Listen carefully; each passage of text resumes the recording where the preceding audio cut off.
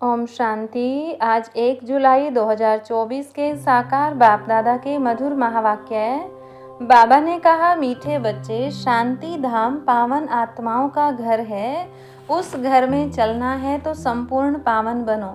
प्रश्न, बाप सभी बच्चों से कौन सी गारंटी करते हैं? उत्तर, मीठे बच्चे, तुम मुझे याद करो तो मैं गारंटी करता हूँ कि बिगड़ सजा खाए तुम मेरे घर में चलेंगे। तुम एक बाप से दिल लगाओ, इस पुरानी दुनिया को देखते भी नहीं देखो, इस दुनिया में रहते पवित्र बनकर दिखाओ, तो बाबा तुम्हें विश्व की बादशाही अवश्य देंगे। ओम शांति। रूहानी बच्चों से रूहानी बाप पूछ रहे हैं, यह तो बच्चे जानते हैं बाप आया है हम बच्चों को अपने घर ले जाने लिए। अब घर जाने की दिल होती है, वह है सब आत्माओं का घर। यहाँ सब जीव आत्माओं का घर एक नहीं है, यह तो समझते हो बाप आया हुआ है। निमंत्रण पर बुलाया है बाप को, हमको घर अर्थात शांति धाम ले चलो। अब बाप कहते हैं, अपने दिल से पूछो, हे आत्माएं, तुम पतित कैसे चल सकेंगी? पावन तो जरूर बनना है। अब घर चलना है और तो कोई बात नहीं कहते। भक्ति मार्ग में तुमने इतना समय पुरुषार्थ किया है, किस लिए? मुक्ति के लिए। तो अब बाप पूछते हैं, घर चलने का विचार है? बच्चे कहते, बाबा इसके लिए ही तो इतनी भक्ति की है। यह भी जानते हो जो भी जीव आत्माएं हैं सबको ले जाना है, परंतु पवित्र बनकर घर जाना है। फिर पवित्र आत्माएं ही पहले पहले आती हैं। अपवित्र आत्माएं तो घर में रह नहीं सकती। अभी जो भी करोड़ों आत्माएं हैं सबको घर जरूर जाना है। उस घर को शांति धाम व वानप्रस्थ कहा जाता है। हम आत्माओं को पावन बनकर पावन शांति धाम जाना है, बस। कितनी सहज बात है। वह है पावन शांति धाम आत्माओं का, वह है पावन सुख धाम जीव आत्माओं का, यह है पतित दुख धाम जीव आत्माओं का। इसमें मूंझने की तो बात ही नहीं। शांति धाम जहाँ सब पवित्र आत्माएं निवास करती हैं, वह है आत्माओं की पवित्र दुनिया, वाइसलेस इनकॉर्पोरियल वर्ल्ड। यह पुरानी दुनिया है सब जीव आत्माओं की, सब पतित हैं। अब बाप आए हैं आत्माओं को पावन बनाकर पावन दुनिया शांति धाम में ले जाने। फिर जो राजयोग सीखते हैं वही पावन सुख धाम में आएंगे। यह तो बहुत सहज है, इसमें कोई भी बात का विचार नहीं करना है। बुद्धि से समझना है हम आत्माओं का बाप आया हुआ है, हमको पावन शांति धाम में ले जाने। वहाँ जाने का रास्ता जो हम भूल गए थे, सो अब बाप ने बताया है। कल्प कल्प मैं ऐसे ही आकर कहता हूँ, हे बच्चे, मुझ शिव बाबा को याद करो। सर्व का सद्गति दाता एक सतगुरु है, वही आकर बच्चों को पैगाम अथवा श्रीमत देते हैं कि बच्चों अभी तुमको क्या करना है। आधा कल्प तुमने बहुत भक्ति की है, दुख उठाया है, खर्चा करते करते कंगाल बन गई हो। आत्मा भी सतो प्रधान से तमो प्रधान बन गई है। बस ये थोड़ी बात ही समझने की है। अब घर चलना है व नहीं? हाँ बाबा, जरूर चलना है। वह हमारा स्वीट साइलेंस होम है। यह भी समझते हो बरोबर अभी हम पतित हैं, इसलिए जा नहीं सकते हैं। अब बाप कहते हैं, मुझे याद करो तो तुम्हारे पाप कट जाएंगे। कल्प कल्प यही पैगाम देता हूँ, अपने को आत्मा समझो। यह देह तो खल्लास हो जानी है, बाकी आत्माओं को वापस जाना है। उनको कहते हैं निराकारी दुनिया। सब निराकारी आत्माएं वहाँ रहती हैं। वह घर है आत्माओं का। निराकार बाप भी वहाँ रहते हैं। बाप आते हैं सबसे पिछाड़ी में, क्योंकि फिर सबको वापस ले जाना है। एक भी पतित आत्मा रहती नहीं है। इसमें कोई मूंझने व तकलीफ की बात नहीं है। गाते भी हैं, हे पतित पावन, आकर हमको पावन बनाए, साथ ले चलो। सबका बाप है ना। फिर जब हम नई दुनिया में पार्ट बजाने आते हैं तो बहुत थोड़े रहते हैं। बाकी इतनी करोड़ आत्माएं कहाँ जाकर रहती हैं? यह भी जानते हो सतयुग में थोड़ी जीवात्माएं थी। छोटा झाड़ था, फिर वृद्धि को पाया है। झाड़ में अनेक धर्मों की वैरायटी है, उसको ही कल्प वृक्ष कहा जाता है। कुछ भी अगर नहीं समझते हो तो पूछ सकते हो। कई कहते हैं बाबा हम कल्प की आयु 5000 वर्ष कैसे माने? अरे बाप तो सत्य ही सुनाते हैं, चक्र का हिसाब भी बताया है। इस कल्प के संगम पर ही बाप आकर दैवी राजधानी स्थापन करते हैं, जो अभी नहीं है। सतयुग में फिर एक दैवी राजधानी होगी। इस समय तुमको रचता और रचना का ज्ञान सुनाते हैं। बाप कहते हैं मैं कल्प कल्प के संगम युगे आता हूँ, नई दुनिया की स्थापना करता हूँ। पुरानी दुनिया खत्म हो जानी है। ड्रामा के प्लान अनुसार नई से पुरानी, पुरानी से नई बनती है। इसके 4 भाग भी पूरे हैं, जिसको स्वास्तिका भी कहते हैं, परंतु समझते कुछ भी नहीं है। भक्ति मार्ग में तो जैसे गुड़ियों का खेल खेलते रहते हैं। अथाह चित्र हैं, दीप माला पर खास दुकान निकालते हैं, अनेकानेक चित्र हैं। अभी तुम समझ गए हो, एक है शिव बाबा और हम बच्चे। फिर यहाँ आओ तो लक्ष्मी नारायण का राज्य है, फिर राम सीता का राज्य है, फिर बाद में और धर्म आते हैं, जिससे तुम बच्चों का कनेक्शन ही नहीं है। वह अपने अपने समय पर आते हैं, फिर सबको वापस जाना है। तुम बच्चों को भी अब घर जाना है। यह सारी दुनिया विनाश होनी है, अब इसमें क्या रहना है? इस दुनिया से दिल ही नहीं लगती। दिल लगानी है एक माशूक से। वह कहते हैं मुझ एक के साथ दिल लगाओ तो तुम पावन बनेंगे। अब बहुत गई थोड़ी रही, टाइम जाता रहता है। योग में नहीं रहे होंगे तो फिर अंत में वह बहुत पश्चाताप करेंगे, सजाएं खाएंगे, पद भी भ्रष्ट हो जाएगा। यह भी तुमको अभी मालूम पड़ा है कि अपना घर छोड़े हमको कितना समय हुआ है। घर जाने लिए ही तो माथा मारते हैं ना। बाप भी घर में ही मिलेगा, सतयुग में तो नहीं मिलेगा।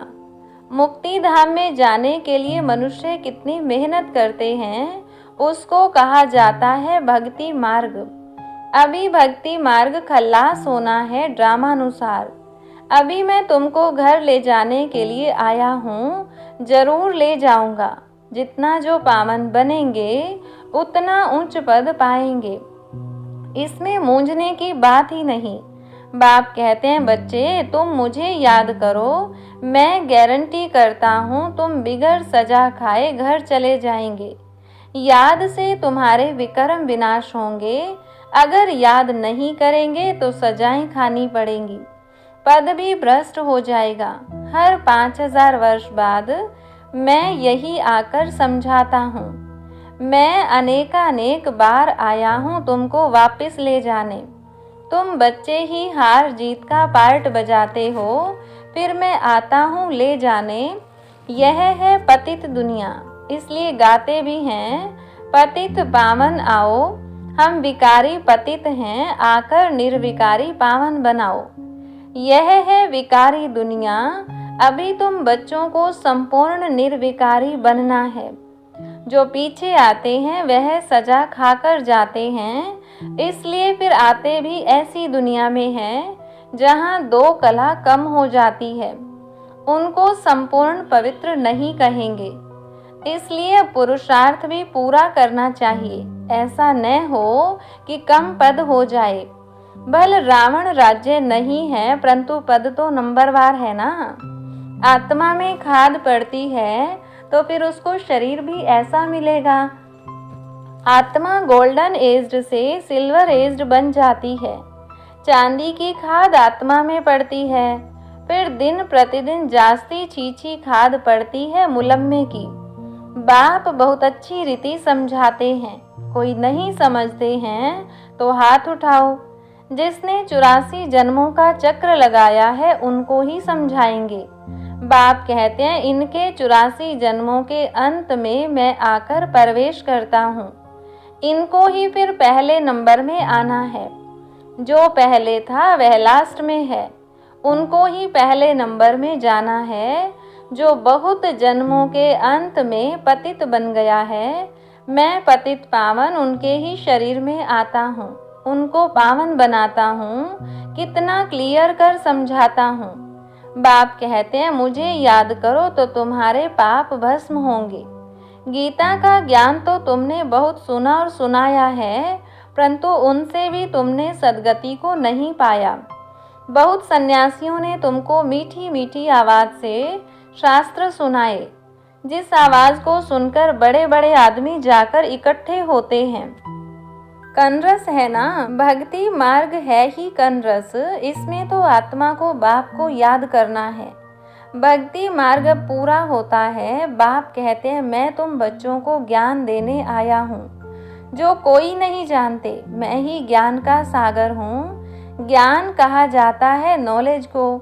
तुमको सब कुछ पढ़ाते हैं, 84 का चक्र भी समझाते हैं। तुम्हारे में सारी नॉलेज है। स्थूल वतन से सूक्ष्म वतन क्रॉस कर फिर मूल वतन में जाते हो। पहले पहले है लक्ष्मी नारायण की डिनाइस्टी। वहाँ विकारी बच्चे नहीं होते, रावण राज्य ही नहीं। योग बल से सब कुछ होता है। तुमको साक्षात्कार होता है। अब बच्चा बन गर्भ महल में जाना है। खुशी से जाते हैं। यहाँ तो मनुष्य कितना रोते चिल्लाते हैं। यहाँ तो गर्भ जेल में जाते हैं ना। वहाँ रोने पीटने की बात नहीं, शरीर तो बदलना जरूर है। जैसे सर्प का मिसाल है, इसमें मूंझने की बात ही नहीं, जास्ती पूछने का रहता नहीं है। एकदम पावन बनने के पुरुषार्थ में लग जाना चाहिए। बाप को याद करना मुश्किल होता है क्या? बाप के सामने बैठे हो ना, मैं तुम्हारा बाप तुमको सुख का वर्षा देता हूँ। तुम यह एक अंतिम जन्म याद में नहीं रह सकते हो। यहाँ अच्छी रीति समझते भी हैं, फिर घर में जाकर स्त्री आदि का चेहरा देखते हैं तो माया खा जाती है। बाप कहते हैं, कोई में भी ममत्व नहीं रखो, वह तो सब कुछ खत्म होना ही है। याद तो एक बाप को ही करना है। चलते फिरते बाप और अपनी राजधानी को याद करो। दैवी गुण भी धारण करने हैं। सतयुग में यह गंदी चीजें मांस आदि होता ही नहीं। बाप कहते हैं, विकारों को भी छोड़ दो। हम तुमको विश्व की बादशाही देता हूँ। कितनी आमदनी होती है तो क्यों नहीं पवित्र रहेंगे? सिर्फ एक जन्म पवित्र रहने से कितनी भारी आमदनी हो जाती है। भल इकट्ठे रहो, ज्ञान तलवार बीच में हो। पवित्र रह दिखाया तो सबसे ऊंच पद पाएंगे, क्योंकि बाल ब्रह्मचारी ठहरे। फिर नॉलेज भी चाहिए, औरों को आप समान बनाना है। सन्यासियों को दिखाना है कि कैसे हम इकट्ठे रहते पवित्र रहते हैं, तो समझेंगे इनमें तो बड़ी ताकत है। बाप कहते हैं, इस एक जन्म पवित्र रहने से 21 जन्म तुम विश्व के मालिक बनेंगे। कितनी बड़ी प्राइज मिलती है, तो क्यों नहीं पवित्र रह दिखाएंगे। टाइम ही बाकी थोड़ा है। आवाज भी होता रहेगा, अखबार में भी पढ़ेगा। रिहर्सल तो देखी है ना, एक एटम बॉम्ब से क्या हाल हो गया है। अभी तक हॉस्पिटल में पड़े हैं। अभी तो ऐसे बॉम्ब शादी बनाते हैं जो कोई तकलीफ नहीं, फट से खत्म। और यह रिहर्सल होकर फिर फाइनल होगा। देखेंगे फट से मरते हैं व नहीं, फिर और युक्ति रचेंगे। हॉस्पिटल आदि होंगी नहीं, कौन बैठ खिदमत करेंगे। कोई ब्राह्मण आदि खिलाने वाला नहीं रहेगा। बॉम्ब छोड़ा और खल्लास। अर्थक्वेक में सब दब जाएंगे, देरी नहीं लगेगी। यहाँ ढेर मनुष्य हैं, सतयुग में बहुत थोड़े होते हैं, तो इतने सब कैसे विनाश होंगे, आगे चल देखना है। वहाँ तो शुरू में 9 लाख हैं। फकीर भी तुम हो, साहेब भी तुमको प्यारा है। अभी सबको छोड़ अपने को आत्मा समझ लिया है। ऐसे फकीरों को बाप प्यारा लगता है। सतयुग में बहुत छोटा सा झाड़ होगा, बातें तो बहुत समझाते हैं, जो भी एक्टर्स हैं सब आत्माएं अविनाशी हैं, अपना अपना पार्ट बजाने आती हैं। कल्प कल्प तुम ही आकर बाप से स्टूडेंट बन पढ़ते हो। जानते हो बाबा हमको पवित्र बनाकर साथ ले जाएंगे। बाबा भी ड्रामानुसार बंधायमान है, सबको वापस जरूर ले जाएंगे, इसलिए नाम ही है पांडव सेना। तुम पांडव क्या कर रहे हो?